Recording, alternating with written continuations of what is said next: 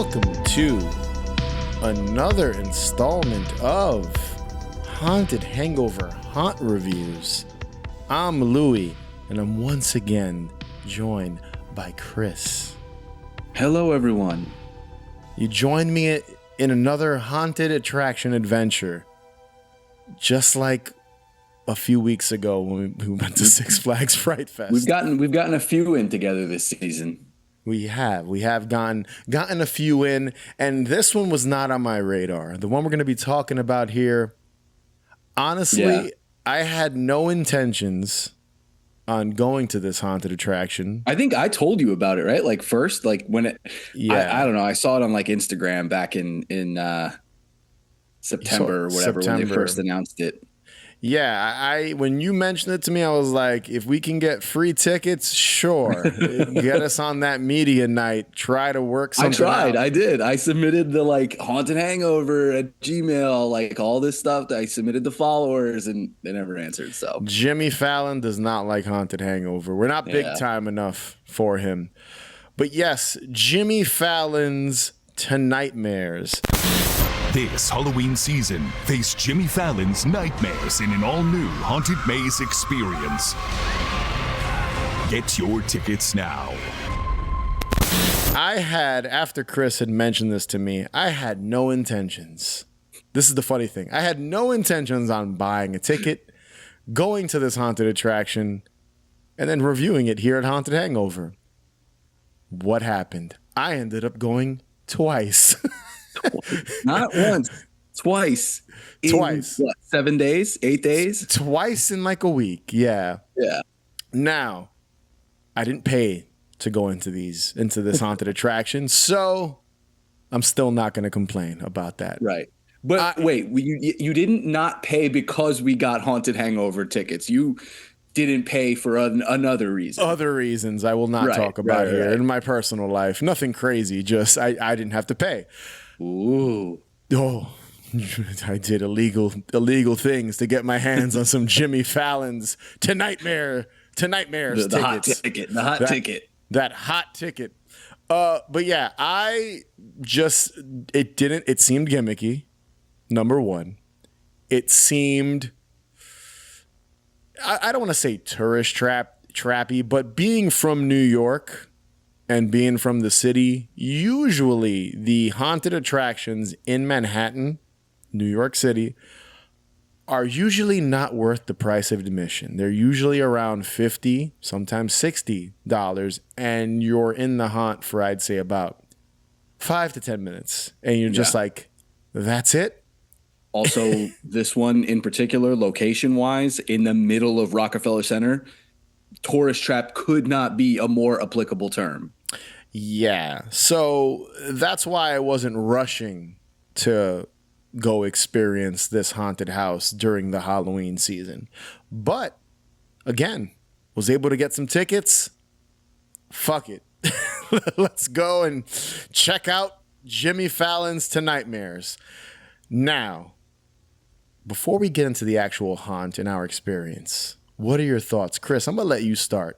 Are you a fan of Jimmy Fallon? And is it the late show with Jimmy Fallon? It's the Tonight Show?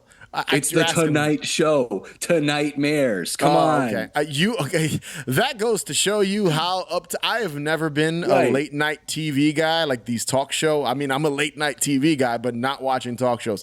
I don't watch it, but nah. You're more in the know of kind of right. No. Yeah, pop culture in a contemporary sense than I am, and like what's happening in the world and things. But yes, before I go in, and I think where my stance on Jimmy Fallon is pretty obvious. But are you a fan of Jimmy Fallon? No, I couldn't care less for him one way or the other, honestly. There you go. Didn't like him on SNL, huh? Not a fan of him on SNL. He always seemed like a poor man's Adam Sandler to me on SNL. Okay. Another show that I watch here and there. I wouldn't say I'm a hardcore watcher of SNL. I did watch it a lot, like in the 90s. Yeah. I'm saying the original, but that was not the original either. But, in the 90s, it was really good. Jimmy Fallon, to me, I have no I remember when he was on SNL, and all I remember about him is he always laughed during skits. Like the time I'd watch, like he'd crack himself up and the guests would make him laugh and kind of corpse and all that. But outside of that, I could tell you right now, I have never sat through an episode of the Tonight Show with him. I think Jay Leno hosted before him, right? And Conan O'Brien. Right. I think it was like Jay Leno, Conan O'Brien, then him. Right? Am I? Yeah, sure. I don't know. I don't know the lineage of the Tonight Show hosts offhand. So I sound like a complete ignorant right now because I too do not know anything about the Tonight Show. But yeah, I give or take. I don't hate Jimmy Fallon. I'm not one of those people. I know there's people that do not like him. There's people that they think he's annoying and can't stand him. I am not in that camp. I just don't follow him. Nothing about him is appealing to me. He does affects my life one way or the other, to be honest. So I can't be like, I fucking hate the guy. I don't have any strong feelings toward Jimmy. In my opinion, it's very just kind of vanilla humor. It's there's nothing about it it feels safe.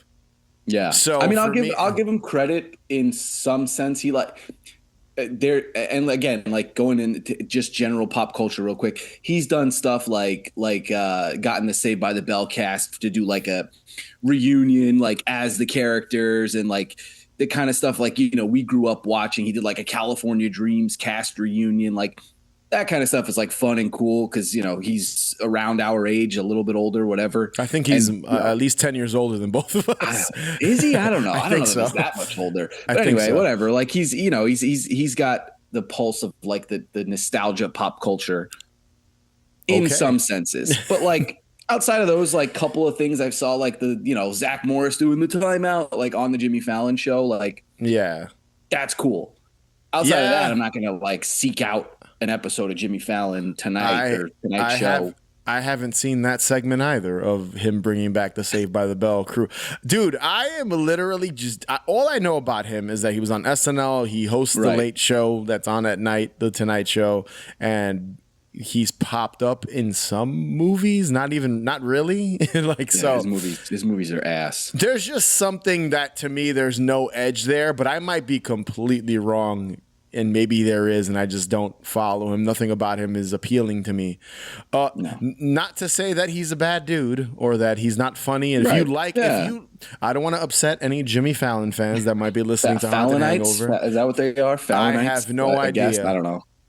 So I'm going into this haunt not knowing any of the references to his show, not knowing anything about him really. Other than he's a comedian and he's the host of that, again, SNL, and he's a pop culture icon in this generation. Icon. I mean, I would say that a lot of people like him, and again, there's some people that don't. But he makes no impact on my life. Louis does nothing about me is impacted by Jimmy Fallon, and I do not go out of my way to view him or follow him or see what he's doing in 2024. If you're listening to this, Jimmy, I highly doubt that. Louis sorry he doesn't follow your career more closely. Now that takes us to the haunt. Now I did go to Halloween Horror Nights, and Jimmy Fallon has some presence there. He's got an entire ride at Universal Studios, Florida, is based around Jimmy Fallon. I got on it for the first time when I was there for Halloween Horror Nights because I went during the day as well. It's not a horror ride, right? No, it's just he has a ride, like Jimmy Fallon ride. He's got a simulator ride. So one of those rides where you sit in a chair and the chair moves and you're watching the screen and it moves with it. So he has his own ride. I had never been on. I hadn't been to Universal Studios, that park at least, in 5 years. And when I was there last, it was about to open, wasn't open yet. Got on that. So I was like, oh, more Jimmy Fallon. We're going to talk about Jimmy Fallon more here. But while I was in line for one of the haunted attractions at Halloween Horror Nights, I did notice that they had not a projector, but they had like screens, playing trailers for horror movies and stuff like that. And in between, I saw, I guess this was like a promotional piece about Jimmy Fallon's Tonightmares. So I was standing there with the wife looking paying attention. What's going on here? And I realized, and I thought it was kind of cool, and this kind of piqued my interest. So he teamed up with the people that designed the haunts at Universal Studios Halloween Horror Nights to create this event, this haunted attraction for him here in New York. So makes sense. Universal, NBC, they're owned by the same, it's the same company, same family. And it makes sense that they would be the ones to help him, like use him to brand a haunted attraction and push something that I would say is in line with what Universal Studios does with their haunts during Halloween Horror Nights, but on a much smaller scale here in New York. So I thought that was kind of cool. I don't know if you knew that, Chris. I did not know that. So appreciate that. And all the listeners who didn't know that also appreciate it, I'm sure. Yeah. I thought that was I just thought it was cool. I was like, all right. So, because I honestly didn't even put that together until you said it, that, Universal, NBC, I didn't put it together till just now. They obviously like him a lot. So he's got a ride. I'm shocked. And I would not be surprised if next year or in the future, they give him a house at the actual Halloween Horror Nights event. I could see it just because he's got a presence at the park. Yeah. So it would make sense. Hence why I'm surprised we got it here in New York before Florida did. But again, they shoot his show here. Show is here. Yeah. Exactly. It makes sense. Now, this is located, you said it, Rockefeller Center. So Tourist Central. Fifth Avenue is the entrance. And the way they set this up, and I'm going to give them props for this because, someone who's been going to haunts for so long, my entire life, I've said it on the show before, usually the organization for some events, listen, we talked a lot of shit about Six Flags Fright Fest this year. The organization for Jimmy Fallon's Tonightmares I was impressed by it. I've seen other haunts where it's like not flawless, where they're like, go here, go there, go there. We walk into the building. I forget the number. I didn't write it down in my notes, but it's Rockefeller Center. It's not 30 Rock, right? It's not 30 Rock. Yeah, whatever. I don't know. One of those rocks. It's one of the rocks around Rockefeller Center. But you go into the building, and right when you walk in, there's a sign pointing downstairs, Jimmy Fallon's Tonightmare. So it was not hard to find. We get down there. They give us a wristband. Now, the first time I went, me and the wife walked right on. No waiting, basically. We waited. We went through security and right into the haunt. Side note, I'm not the wife. Just in case anybody is wondering. Chris is not the wife. I am not the wife. He references the wife quite a bit. And it's also like when I'm there, I am not the wife. The wife is a separate character. The wife was with me on the first visit. Chris was with me on the second visit. So for our not first that there's anything visit, wrong with that. Just to clear up the confusion for our listeners. So the first visit, the wife, we walked right on. We went through security. We walked in. There was literally no wait. When you and I went, there was a little bit of a wait. Not bad. We waited, 30 minutes? Maybe 25 minutes. Not too bad. Not too bad. And I will say, very organized. They have a person on every corner, so you're not blocking any doorways, any emergency exits. They give you a wristband. You're going through the metal detector. Literally, it's a 5-minute process when you get to security.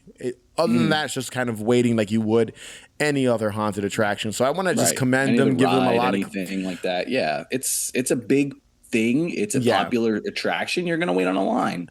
And all the workers, very friendly, really nice. Are you guys excited to go through the haunt, smiling? No one was nasty the last guy, or mean. right before we went in with the cool Spy Kids sunglasses on was like, he was fun. He was like a fun guy to like encounter while waiting on a line, And both my experiences, everyone was very friendly. So it's not even like, this one night was better than the other. Equally, I'd put them on equal playing field. Just both days, everyone's really nice. All the workers, security, everything. Very nice people. And again, very organized. They separate us in like 4 different lines across the wall. And they move people pretty quick. And there's a reason for that when we get to the actual haunt. And that leads us to the pre-show. Now, most haunted attractions, there's, a lot of decorations before you go in, or, a screen playing a horror movie or something. There's none of that. This is a corporate building, so don't expect to see much outside of the queue while entering this pre-show. We enter what looks like it's supposed to be a room with a freight elevator is what it looks like. It's like the basement. I guess it's like an elevator in the Tonight Show building, I suppose. Like, I guess that's what it's supposed to be. And you go into this room. There's cobwebs all over pipes. There's a staircase. Again, one of the really friendly people prepare you, breaking down the rules, what to do. Who's gonna go first? Wait, don't touch right here. My friends won't touch you. Give you that rundown. Oh, the whole thing, the whole spiel you've heard at every haunted attraction. That's the first. The rules get broken down to you about 4 times before you even enter. Then you go up the steps and you're standing in front of an elevator. Another attendant, another person that works there breaks down again the rules. You can take photos, which was shocking. I will be plugging videos and photos, as many as I was able to take in this episode if you're watching the video version. But that I was taken back by that. I was shocked that they let you film and take pictures as long as there's no flash photography. Yeah, that was interesting. Most of them don't want you to do that. You either have to sneak it in or they yell at you. So what happens? The girl, I had a girl both times that kind of broke down the rules, explains to us that when we enter the elevator, we're going to have a guide by the name of Taylor, and that they're super creepy and weird, something along those lines. They are an NBC page. Yeah. Which I don't know what that is. If you don't know, it's like it's an intern. Okay. Essentially, that they help out around 30 Rock and things like that. Have you ever watched the show 30 Rock?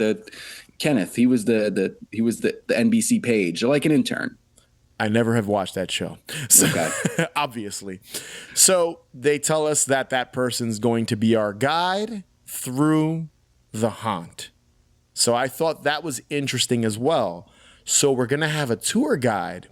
I have not been through many haunts where there's a tour guide. Do they exist? Yes, I have been through 1 or 2, but most of them don't have a tour guide. This one does. We enter the elevator. And before we get to all, I'm gonna break down what the point of this haunt is after the pre-show, listeners, so don't worry. So we enter the elevator. And who do we hear? Jimmy Fallon. It's Jimmy. Hey, Jimmy. I think we're stuck in one of my Tonightmares. I mean, look around you. Crammed in a rickety elevator? Seriously, how old is that cable? It looks like it can snap at any second.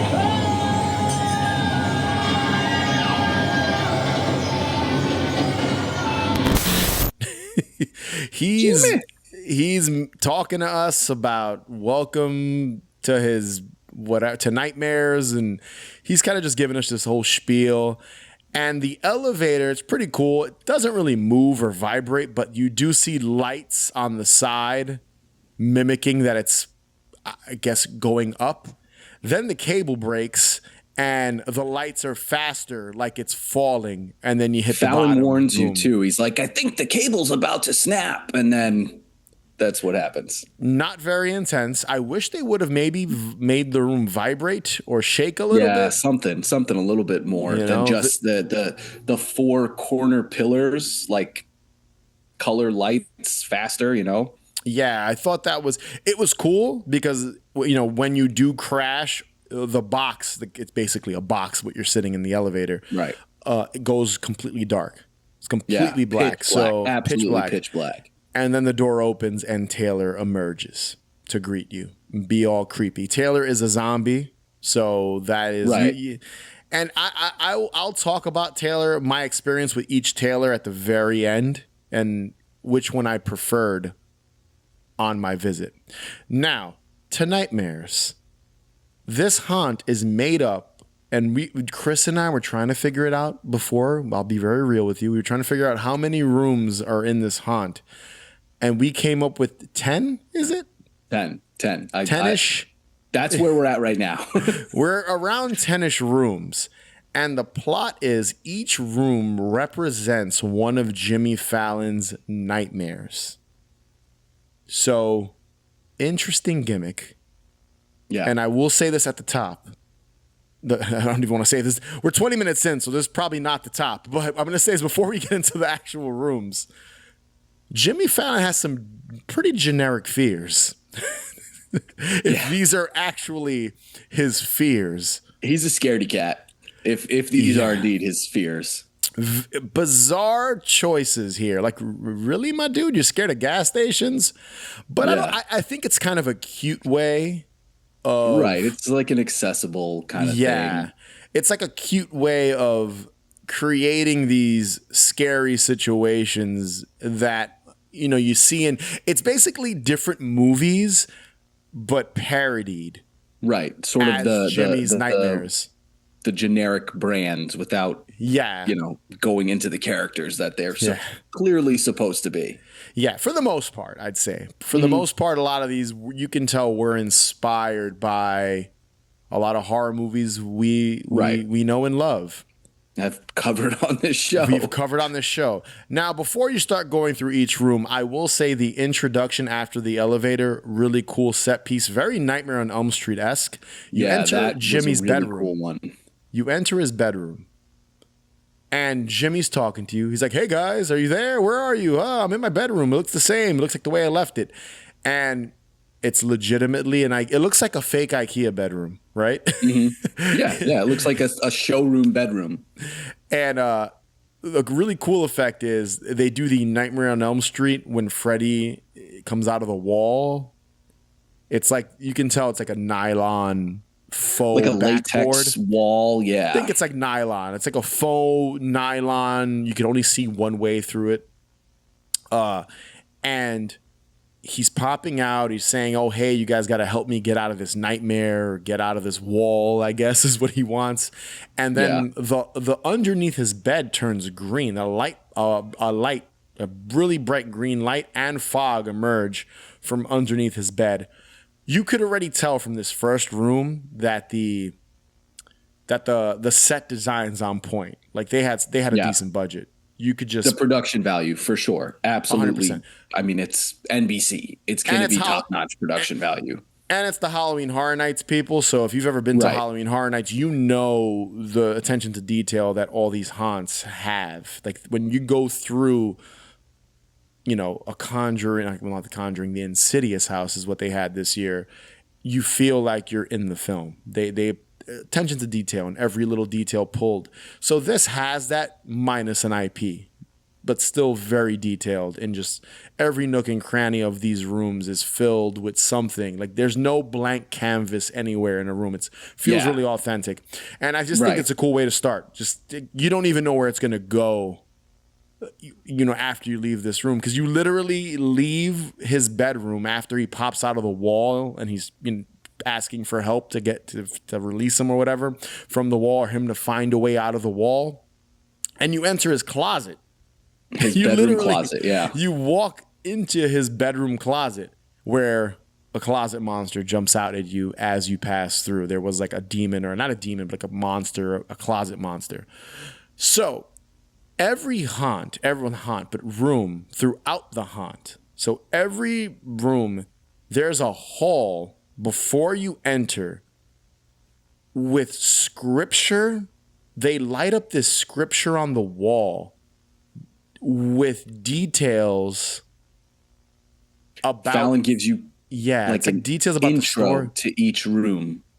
Yeah. And which I will say, like, probably my least favorite thing about the entire experience is that portion. Since we're on it, we'll talk about it now before we go through all the rooms. But the only thing about it, I think there's a logistical reason for it, and I think it's to slow down groups. They want to slow people down that are before they enter a room to set up the scare in that room. So when you enter this kind of just void with this, illuminated lighting on the wall, right? And Jimmy Fallon. It's in order to reset the scare actors back into position from the group before. I get it as a concept. to me, stops you dead in your tracks, and it essentially like resets everything every time you go through a room. You know, it slows things down a bit. I feel like it makes, so let's say you're scared. Let's say hypothetically you're in one of the rooms, you get frightened and shook. You go into the next room, and that's kind of like a settle down. You've got this minute and a half breather. Yeah. I don't even think it was a minute. It was probably like 30 seconds, but it was just weird pacing wise. It's almost like a movie where something happens and then nothing happens. Something happens and then nothing happens.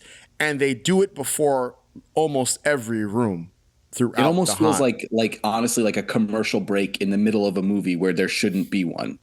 I went to a haunt like this at Halloween Horror Nights this year, and they did something similar, but you're just passing through it. So it was more effective. Like you got what they were going for. Taylor, the tour guide, stops at the front of the room. And look, he's in character the whole time. He stays in character. He has this like creepy way that he points to the screen to get you to watch. And he's kind of trying to keep the ambiance up and like wrangle people to with our particular group. He was trying to, rejig our order and get you and I out of the front of the group. And because some of the other people. Right. So I appreciate it. I just feel like it was a momentum killer. Yeah. I remember when I went through it the first time and I entered one of those rooms, I was like, what is this supposed to be? Then when I went through like the third one, I was like, I see what they're doing. It's almost like the audience isn't that dumb. We know what we're going through next. But I think it's a crowd control thing. That's what these rooms. Yeah, no, absolutely. It most certainly is. I'm just going to call them storytelling rooms, where basically the introduction to said room. So here go the rooms. I'll just quickly run down what happens in them, because honestly, I'll be very real. Not a lot. You're in these rooms for a total of 30 seconds each room. So we've got aliens. He's scared of aliens, and they're like aliens. The gray aliens. That's one of the rooms you pass through. I saw one alien and I think a mannequin alien. It was one of the forgettable rooms in the haunt. I was not impressed by it. Here's another room I did like, the serial killer room. Now, this room was lit up with kind of some neon pinkish, reddish lighting. There was a mirror. I did notice that there was a shrine. And again, the whole haunt is littered in Easter eggs with Jimmy Fallon, about like Easter eggs tied to Jimmy Fallon's show, I think, because the wife, she recognized some references because she knows more about the Jimmy Fallon Tonight Show than I do. Okay. So she was like, oh. So in this serial killer room, I did see a shrine dedicated to that panda, that I know that panda is popular. He has like a panda mascot. That's a popular thing in Jimmy. I didn't know that. See, I did like that room. So I thought that was cool. I guess if you're a fan, you would pick up on that. But there was like a shrine to the panda, and then you turn and you see the killer in a mirror. And I think this killer's that one got me. Did it get you? That one popped out? It got me. I thought she was in where she was, but it was a mirror. Yeah. So she, again, I think this person identifies as female, and I will say that it looked female from what I could see. Yeah. I don't want to sound completely ignorant here. It looks like it presents like a little killer girl. Yeah. You see her or them in the mirror, and I think she was waving at us. And then when you pass the mirror a bit, her reflection, she jumps out from another, like behind the wall. And it got you. Absolutely nailed me. Absolutely got me. Did not get me either time I visited. I was like, she's going to jump out from another. Either someone else wearing the same costume is going to jump out from this side, or my dumbass was waving at her, waving at me in the friggin' mirror. And then she caught me. I thought that was a cool room. I thought that was like that was a really kind of the way they set it up. It was the lighting, the shrine to the panda. Yeah, it was like, a oh, really this cool room. this serial killer is obsessed with the panda. I got the story they were trying to tell in the 15 seconds I was in there. Next, we've got cornfield, scarecrows in a cornfield. This too was one of, what are they called? Skelecrows. Skelecrows. So they're skeleton. So they're skeleton scarecrows. Scarecrows. Okay. It was a very dark room. I didn't glean that from. I mean, I gleaned scarecrow. Sure, I didn't get the skeleton aspect of it. It was a cool room though, because I will say they had a bunch of corn stalks hanging, I believe, or was supposed to be very dense corn stalks too. Yeah. Like whatever they were, paper mache, whatever it might have been. They were dense. They had a little bit of weight for them to kind of like push your way through. Yeah, and then there was 2 scarecrows, one to the right of us, one to the left of us. Very dark room. Yeah, very dark room, and like strobe lights would go off whenever they would want to pop out. And they kind of did the whole haunt does the Halloween Horror Nights thing where the audio is being played through a PA system. It's not the actual actors screaming or making the noise. Yeah. They're miming what's being said or the growls. It's timed to it's all timed. Which Halloween Horror Nights does the same exact thing. So it's on brand with what Universal Studios does. I thought this room was cool. Again, very brief, dark, creepy scarecrows. It probably had a lot of the one with the most atmosphere, I'd say, out of all the haunted, I keep saying haunted rooms, but yeah, that's basically what they are, like little mini haunted rooms that you're walking through. Next, we had the gas station, one of the weakest ones.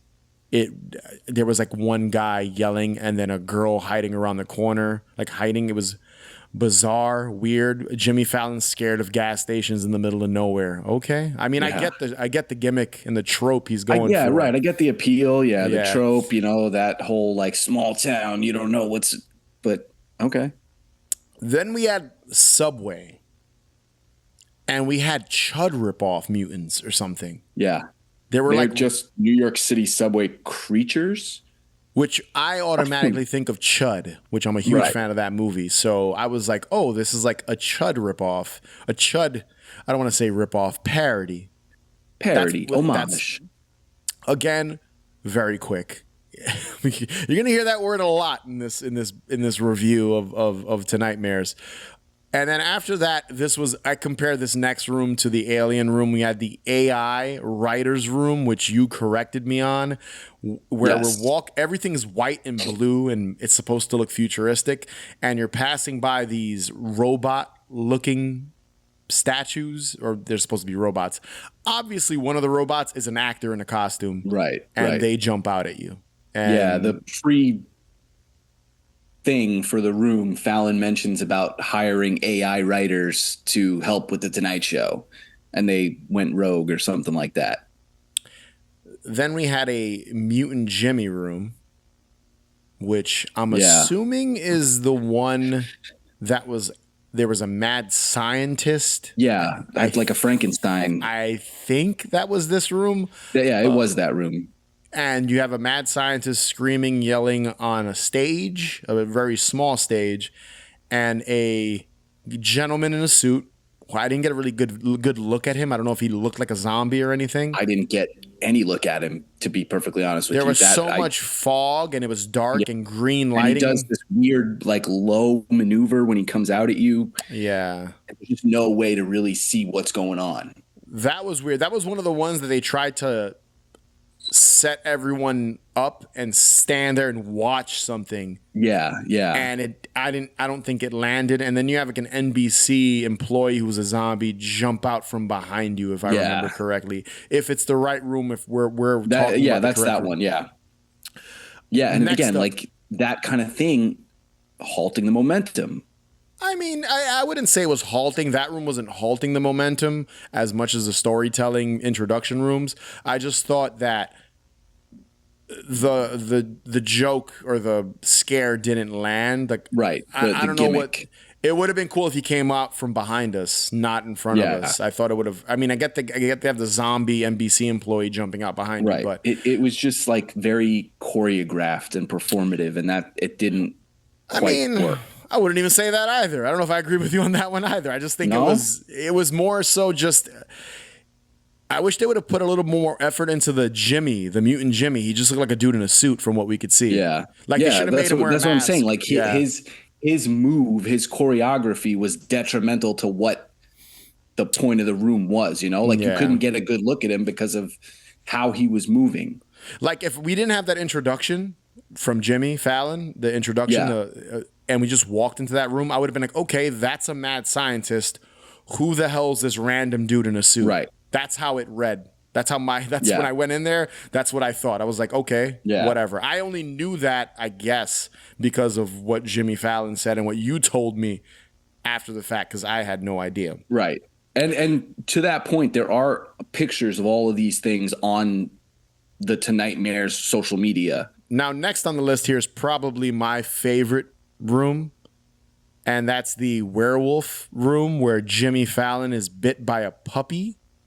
Same, agreed. Best room in the place. Best room. I will admit, my first visit, it was better, and I will explain. So you enter this room. It's supposed to be like 1950s, 40s, I believe, 40s, 50s, 30s. Yeah. It was black and white Right, TV. like a black and white werewolf Yeah. movie. And you enter this room, and there's two screens on each corner, two tube TVs on each corner of the room, black and white, old broadcast. Jimmy Fallon's playing with the puppy bites him, and he's supposed to be behind this door, this like glass door, like a lab door. Yeah, and there's a projection because I think he's supposed to be a news broadcaster, a host too during Yeah. this segment. Yes. And he's bit by the puppy, and you see him through this glass. It's a clouded glass, so you can't really see detail. It's just shadow, turning into a werewolf. The door is open, and out rushes a guy dressed up as a werewolf wearing a suit. I did think that was funny. It's like a suit. Yeah, Like he's wearing the a Fallon suit. werewolf. It's a tattered suit. Yeah, And he comes out running. And on my first visit, as you're leaving that room, a second werewolf pops up behind. There's a box behind you with strobe lights. Another werewolf jumps out. I caught the top of the box is open and it was just empty. So my first Okay, so that visit, makes more sense. the room worked better because it scared the shit out of the other people, the random people that were with us. So Like a Jack in the Box, essentially. Yes. Yeah. So he jumped out and caught them. And I was like, all right, this was the best room, the scariest room. And it left you feeling anxious. So in my opinion, the werewolf Jimmy Fallon bit by a puppy room, in this haunt, I could tell you right now confidently, this was the best room, the best scare of the entire event. Yeah, absolutely. So, and even you saw like the half-ass version, you even thought it was cool too. Just kind of the way they set it up. And you're in there, you're actually in there for, I'd say, a minute. Yeah, because you watch the transformation before anything happens. Yeah, and then Taylor forces you out. We also have Blood and Guts, which is a boy band or the Tonight Show band as vampires. There's like a corpse that's on a drum kit or something, and you're just passing them as they perform. Blood and Guts with a Z. Blood and Guts with a Z. Gotta remember there's a Z. And then this was towards the end. I remember, and we're winding down here with the rooms. I remember Jimmy Fallon yelling something about going into a room and there's going to be a bunch of faces on the wall. Yeah, And I don't remember what it was. He was like, they're trying to turn my audience or something like that. Yeah, and then because when I went the first time, you could. That room you were able to see it better. I didn't see it as good the second time. So because I was trying to figure out what that was supposed to be. So you go in and you see like these faces. I don't know if it's supposed to be like cut off faces or whatever on the wall. Then they rush you through heavily like these halls that are all curtains. Well, so those curtains, that I can say that's supposed to be the curtains on the stage of the Tonight Show. Oh, okay. So it's supposed to be that, I guess, like his monologue. Yeah, like like where he does, like where the celebrities come out and where he does his monologue. That's So it's clearly supposed to mimic those. Mm-hmm. I was trying to figure that out since again I don't know the show. Yeah. So we go through, and I do like this set piece. You go through this curtain hallway, and a bunch of zombie creatures are just popping out as you're passing them. So it was effective. The girls that were in our group were screaming the entire time they went through that hallway. It's pretty tense. It's pretty tight. It's dark. It works. It's effective. That was because you didn't know where they were going to pop out. So I could see people getting caught, jump scared in that, Tonight Show curtain hallway. And the haunt ends, and we might have missed one or two. I think we got most of them here, but I think we got them. Yeah. Yeah. And the haunt ends. So you get put in this room, and I have a funny experience. I have two experiences. I got the one I had with you, and then the one with the wife. So you go into this curtain room, and the people that work there are like, "All right, guys, we're gonna, go in front of this sign that says I survived Jimmy Fallon's Tonightmares. Stand in front of it, and on 3, scream." And then, there's a countdown, and what ends up happening is that sign drops, and a zombie emerges, screaming, scaring you one last time, and then they tell you to get the hell out of the haunt, and they push you. We got a good little boomerang that we'll put on the Instagram. You get a boomerang that you can save that you went to the event. Now here's something really funny. So the first time with the wife again. We're there, and they do the same, photo op boomerang gimmick. The picture drops, the window drops. I guess it's a window technically, and the State Farm guy was behind there. Like, Jake from State Farm, and I saw it on the web. I saw it on the website. So the day he was there is the day her and I went. So he was just randomly, and it took me a second to realize the wife, she picked up on it first. She was like, I think that was the State Farm guy. I was like, really? I didn't even know Jake was his name. So I look at him, he's wearing the jacket and everything, and we look back at the boomerang and we're like, yeah, it was the fucking State Farm guy. I feel like that particular thing is the perfect place to have those kind of like celebrity cameos, because that I could see like Al Roker, because he works at NBC, like popping up in the back of those things like that. That's where that scare would be, like, like they're there in the building or whatever it may be. Like I think that's a cool little like extra at the end. It kind of takes it up a level. Yeah, we got a random Taylor zombie is what we got, but I do think it's cool, and I've heard that they've had different like guests pop up. I don't know if celebrity is the word to use, but they've had guests that are known, notable celebrities. Guests. Now I wouldn't say that. I don't want to put them down either, but just they've had guests that are known, but guest celebrities, I guess is the way you would say it. Yeah, listen, Jake from State Farm. That's Jake from State Farm. I mean, he's pretty famous. I guess most people do know him. You're right. I take that back then. My apologies, Jake from State Farm. But yeah, I think that's kind of cool that they have. It'd be awesome if they had actors and stuff popping. I'm sure they have. We just not the times I'm we sure went. Throughout the time. Yeah. I mean, they've been doing this now for a month and a half at the time of this recording. So I'm guessing they've had other people. I haven't, looked up on social media to see who else was there, but nonetheless, interesting person to see on my first visit. Again, second visit, we didn't get anyone as special. You didn't get his autograph? Yeah, that's exactly what I'm going to do. Man, I sure missed out. I didn't get Jake from State Farm's autograph. Massive bummer. Damn it. Now, before we wrap up here and just kind of give our final thoughts and rating, I do want to talk about the Taylor, because I said in the beginning, I didn't really share my thoughts yet. The Taylor tour guide gimmick. Now, each tour guide, regardless of gender, it wears the same kind of brown long wig, and you said the page uniform. Right. They're like a kind of like a ragamuffin. They look a little like a Little Orphan Annie kind of thing. So, and each one I'm sure adds their own flair to it. When we went, I thought the Taylor from my first visit was better. I believe the person identified as female. I don't know, because they were, Taylor is a both men. They're under some makeup too. Yeah. Yeah. The first Taylor I had was way creepier because they were contorting their bodies and their bodies. That's cool. Their body, they were contorting their body and flipping around and really go this way, like really low. So they weren't interfering too much in the haunt. On our visit, you and I, our tailor talked to us way more, was trying to get the women that were with us to go to the front. They didn't want to. They were scared. He was talking while we were going through the haunted rooms, which I did not like because it was kind of just moving us along. Yeah, like, come on, move quicker, move faster. Yeah. It was a little too much. The first tailor did that too, but it didn't feel as forceful. Keep in mind, when we went, you and I, it was busier. Yeah, absolutely. So my biggest critique of this whole thing is the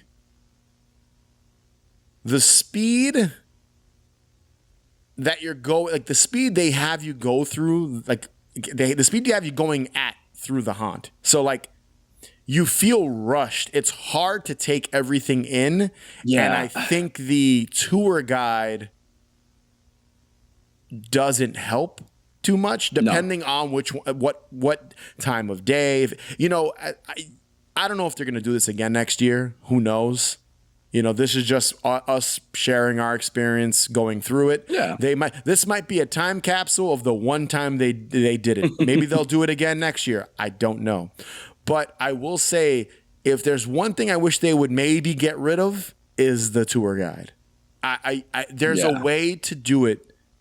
Maybe have someone, and if you insist on doing those rooms with Jimmy Fallon narrating what you're about to enter for the haunted room, why did you need a tour guide? You can just stick a creepy person in there, tell them to tell you, wait, and listen. And by the time that's over, you can enter the next room. I'm guessing it's for crowd control. Yeah, that's what I'm assuming. They just want people to go through. It's the middle of Rockefeller Center on Halloween weekend. It's a tourist trap. Then why have those rooms with the narration? I guess it's part of the story because the tour guide can pace you through it. Right. So it's just bizarre. Almost like a double measure of essentially the same thing. Yeah. And like I said, my first tailor and the second tailor, they weren't bad. But I would say my first tailor was less intrusive through the haunt. The second one, he was trying to move us around. He was telling us to hurry up a bunch of times. He was talking at one point. He was like just saying stuff. I was like, all right. He was just distracting me from wanting to go through the room and see what was going to jump out at me. Or I guess you're supposed to be surprised. And I do appreciate that he noticed that you and I weren't getting scared. Like we weren't really getting scared. Even though you got caught once or twice, I did not get caught at all. You got caught once or twice. Oh, you're so cool. No.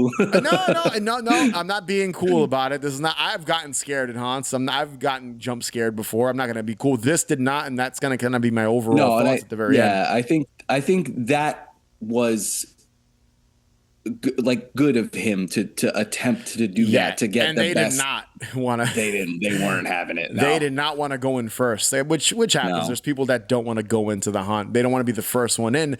But I think with this, with Tonightmares, going in first, you see everything more. Like you experience the scares more. You see the monsters. If you're in the back of the group, by the time you enter that room, they're rushing you through so quick, you're not even going to see the monster. Yeah. The creature jumping out at you, or the effect, unless they stop everyone, like the werewolf, like the mutant Jimmy Fallon mad scientist room, you're missing out on some scares if you're in the back.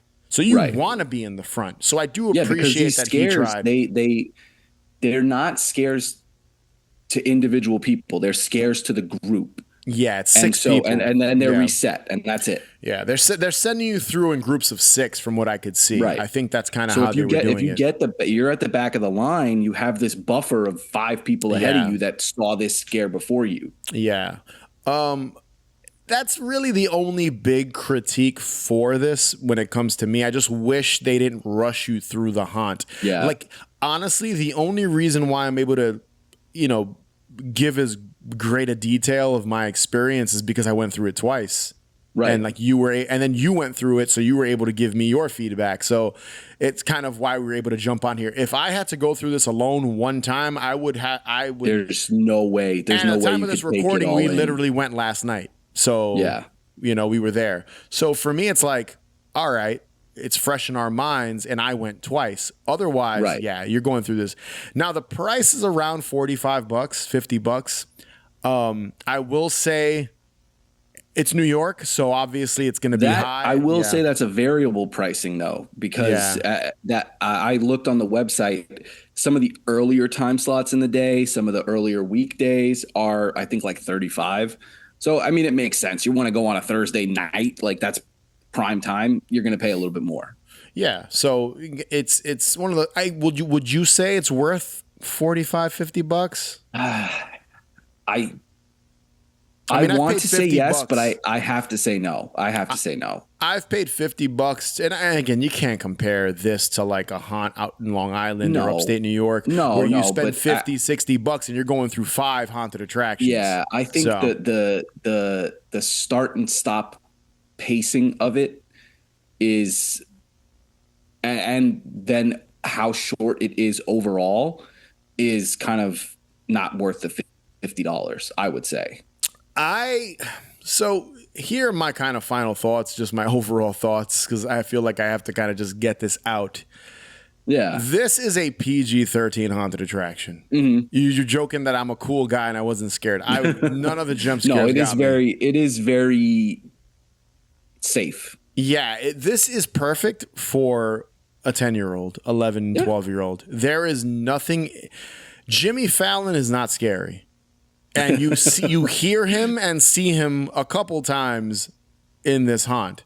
There is nothing scary about him. I wish he was like an undead creature the entire time or something. Getting evil Jimmy Fallon would have been better. But I'm assuming the audience of The Tonight Show with Jimmy Fallon, that's kind of, this haunted house sums him up. Like I said, he's kind of vanilla and kind of safe and bland, in my opinion. So that's what this haunt felt like when I went through it as a haunt enthusiast. Like I was like, all right, cool, but I wish they would spruce it up a little bit. It doesn't need to be gory, but it's not even creepy. No. There was one creepy room, and that's the Skelecrow cornfield room. To me, was the most atmospheric and creepy, where I didn't know if something would jump around the corner. You know, it doesn't have any blood. It doesn't have any guts. Not that it needs that kind of stuff. You don't need that, yeah. But I mean, even like the serial killer with the knife, like it was just like a little girl, a little child. I mean, that's your serial killer? I mean, I don't know if it was a child. I think it might have just been a small woman that was portraying her. But nonetheless, I don't know. I just feel like this is a good family haunt. Yeah, yeah. I mean, listen, I said it yesterday. It's an advertisement. It feels like an advertisement for Jimmy Fallon, which like it is in a lot of ways. And I think that's fine. Like there's nothing wrong with that. They encourage you to take pictures and videos and put it all over your social media. It's an advertisement. Yeah, I think you're right. I think that's kind of what they were going for with this. And I feel the same way. You know, we covered Fright Fest, Six Flags Fright Fest. And I feel it's a similar vibe. It's like this is for, and dare I say, some of the Conjuring and some of the other haunts we talked about. Go listen to that episode if you haven't listened to it. Chris and I talked about Six Flags Fright Fest 2024 Extreme or whatever it's called. Yeah, Six Flags Fright Fest Extreme 2024 for an hour. And to me it's same deal. It's safe. It's for families. I can see what you're talking about now. It's definitely a viral marketing thing. I didn't want to say that at the top, but it does now that I'm thinking about it. To like be promoted, you know? Yeah. It's like a pop-up. You know when they do with those pop-up things? Yes, exactly. Yeah. Just you have to pay $50 to go through it, where some pop-ups are free. But if you had to rank it, your closing thoughts, actually. Chris, what are your closing thoughts? No, I mean, I've said it a few times already. I just think it was just off pacing wise. I think the biggest thing that I could say is like the pacing. While I understand why they did it to preserve the scares, it ended up being detrimental to the scares because you have this come down between each room where you essentially, if you are a scared person, can reset and breathe and you're not in this heightened state going through, you know? And like you're starting and stopping and starting and stopping. I liked it. I'm not saying I didn't like it. I just think that there were some pacing issues. Yeah, I dug it again too. I'm not gonna say it's bad. It's not a bad haunt. No, if they do it again, well done as hell. Like it's top notch production quality. Like we talked about that before. You can tell that they dumped a lot of money into this, but I think that there's issues with pacing. This is their first year, and if they do come back, I wish they would maybe kind of slow it down a bit. I want to enjoy and take this all in. Yeah. So that's my again, Jimmy, if you're listening, take this into account. We're not trashing it, Jimmy. Just we got a couple of gripes. Jimmy, please, Jimmy, please. But yes, if you had to give it out of 5 pumpkins, I'm going to redeem myself on this one, by the way. Yeah, you gave Six Flags Fright Fest Extreme 2024 I 4 crapped pumpkins. all over Six Flags for the entire hour we talked about it. And then like a dummy, I went and gave it a 4. But, I had fun with Six Flags. I digress. I'm going to go a 2.5 out of 5 on this one because I think those pacing issues, the start and stop really, really got to me. Wow, a 2.5. I'm shocked. I'm in shock. You gave Six Flags Fright Fest Extreme 2024 a 4 pumpkin, but I guess that was like multiple haunted houses. Was the experience. Right. So this was like the 2.5 is because of how rushed and then brief the entire experience is. I'm giving it a 3. 3 pumpkins out of 5 because again, I think families will enjoy this. They would, and I think haunt enthusiasts would too. They'll appreciate kind of the craftsmanship of each room. Yeah, the craftsmanship. I think that's the best way to sum it up. Like the craftsmanship is there. Yeah, there's a vibe. When you go through it, and you feel like you're actually in these settings as you're passing through. And I'm only deducting 2 pumpkins mostly because they're forcing you through them so quick that you can't even enjoy. Like you get scared, and I get it's supposed to be a scare, but it's like shit. Like don't rush me. I got scared. Let's walk the rest of the way. It just goes so quick that it's hard to take in. And maybe I'm just not the audience for this haunt. Maybe I'm too desensitized to these things. If that's the case, listeners, let me know. Maybe I'm delusional, but I would recommend it. If someone asked me like, hey, I'm in the city, it's a Friday night during the spooky season, would you recommend Jimmy Fallon's Tonightmares? I'd say, yeah, have a drink. Yeah. I'm not saying don't go. Give it a shot if you have the opportunity to. I just think that if it were to come back next year, there's things that they gotta work on. Yeah. It was their first year. Cut them some slack. See if it comes back next year. Maybe it'll be bigger and better. Jimmy Fallon, Tonightmares. Give your boys at Haunted Hangover some tickets next year if you bring it back, and we'll review it again. Please, Jimmy. Please, Jimmy. Hey guys, it's Jimmy. Tonightmares is happening right now. It's really open now until Halloween. It's really scary. Come with your friends.